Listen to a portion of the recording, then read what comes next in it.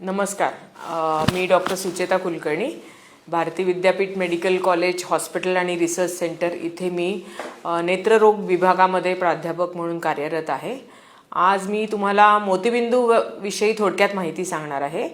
मोतीबिंदू हा वयोमानानुसार ऑलमोस्ट प्रत्येकाला होणारा आजार आहे. वयाच्या 60 नंतर सर्वसाधारणपणे 70-80% लोकांना मोतीबिंदू होतोच. मोतीबिंदूची शस्त्रक्रिया ही आता नवीन आधुनिक पद्धतीने अतिशय साधी सरळ म्हणता येईल अशी झालेली आहे. 99% शस्त्रक्रिया ह्या बिनटाक्याच्याच असतात.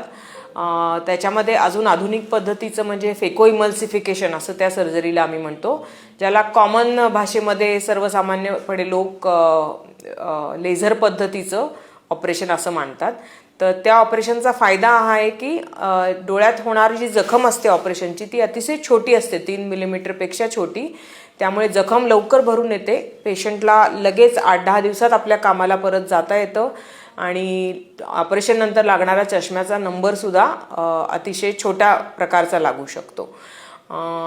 लेन्सेसमध्ये सुद्धा अनेक प्रकार आहेत.